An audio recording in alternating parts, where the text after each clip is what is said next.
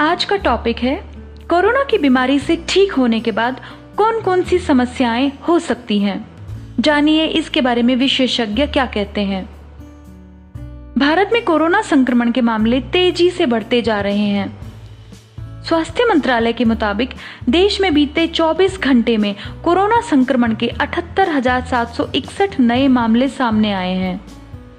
इसे एक दिन में कोरोना संक्रमण के नए मामले सामने आने का विश्व रिकॉर्ड बताया जा रहा है। यहां अब तक संक्रमण के 35,42,000 से अधिक मामले दर्ज किए जा चुके हैं, जिनमें से करीब 7,65,000 मामले फिलहाल एक्टिव हैं और 27,13,000 से अधिक मरीज इस कोरोना वायरस की बीमारी से ठीक हो चुके हैं। अब ऐसे में सवाल उठता है, क्या ठीक होने के बाद भी इस कोरोना वायरस की बीमारी से किसी प्रकार की समस्याएं हो सकती हैं?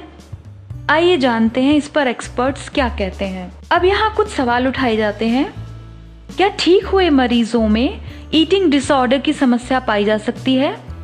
Doctor A.K. वर्णेय कहते हैं, जो लोग कोरोना वायरस से गंभीर रूप से संक्रमित हुए थे या जो वेंटिलेटर पर रहे थे, उनमें ठीक होने के बाद कुछ समस्याएं सामने आ रही हैं और इसका एक कारण उनके अंदर का भय और तनाव भी हो सकता है।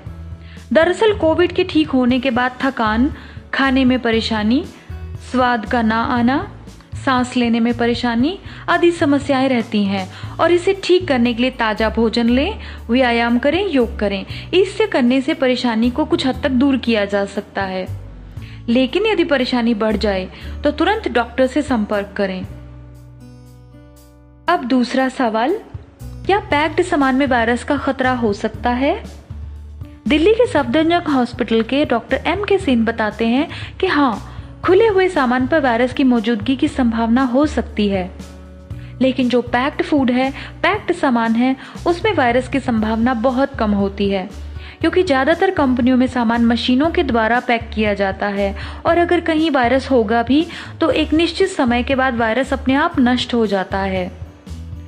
और कई वस्तुएं हम गर्म करके या पकाकर खाते हैं तो वायरस उससे भी नष्ट हो जाते हैं। इसके अलावा यदि कोई भी सामान आप बाहर से लाएं तो उसे तुरंत नहीं, कुछ घंटों या 1-2 दिन के बाद इस्तेमाल में लाएं। बाजार से लाई हुई सब्जियों को नमक के पानी में भिगोकर या रनिंग वाटर में अच्छे से धो देने पर भी वायरस को खत्म किया जा सकता है। किसी सतह पर वायरस का लोड कितना होता है? Doctor M.K. सेन के मुताबिक यह सोर्स कोरोना वायरस 2 है और इसका संक्रमण सांस के द्वारा ही होता है। यदि 2 लोग अगर 1 मीटर के दायरे में हैं और दोनों में से किसी ने भी मास्क नहीं लगाया है और उनमें से यदि कोई एक संक्रमित है तो दूसरा संक्रमित हो सकता है। और अगर सरफेस की बात करें तो दरवाजे या फ्रिज के हैंडल, स्विच बोर्ड, लैपटॉप आदि पर वायरस पाया जा सकता है, लेकिन ह्यूमन टू ह्यूमन जितना प्रभावशाली नहीं है। किसी भी सतह को साबुन पानी या 1% हाइपोक्लोराइड सॉल्यूशन के घोल से साफ करने पर उस पे मौजूद वायरस नष्ट किए जा सकते हैं। अगला सवाल है, ज्यादातर लोग सैनिटाइजर को लेकर कंफ्यूज्ड रहते हैं, तो उनके लिए डॉक्टर M.K. सेन कहते हैं कि मार्केट में कई प्रकार के सैनिटाइजर आ रहे हैं। उनकी फ्रेग्रेंस यानी सुगंध या उनके रंग पर न जाएं। इतना देखें कि उसमें मिनिमम 70% अल्कोहल होना चाहिए। सैनिटाइजर भी बस ज्यादा ना लें, उतना ही लें जितने से पूरे हाथ साफ हो सकें। उंगलियों के बीच और नाखूनों के आसपास भी लगाएं। और वैसे अगर कहीं पर पानी की व्यवस्था है तो साबुन का इस्तेमाल सबसे बेहतर है। और आखिरी सवाल है, मास्क का सही इस्तेमाल कैसे करें? डॉक्टर सेन बताते हैं कि जब भी घर से बाहर निकलें तो मास्क का इस्तेमाल जरूर करें। यदि घर में सभी स्वस्थ हैं तो मास्क लगाने की जरूरत नहीं है। एक बार मास्क लगाने के बाद उसे अगले दिन इस्तेमाल ना करें और अगर मास्क कपड़े का बना है तो आप उसे धोकर लगा सकते हैं।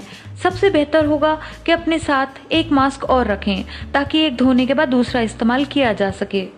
और अगर सर्जिकल मास्क है तो इसे प्रयोग करने के बाद आप नष्ट कर दें। पोस्ट कोविड पेशेंट्स को अपना खास ख्याल रखना होता है। टाइम टू टाइम डॉक्टरी जांच जरूर कराएं और अच्छा ताज़ा भोजन लें और व्यायाम करें, योगा करें, अपने आप को स्वस्थ रखें, अपने परिवार को भी स्वस्थ रखें।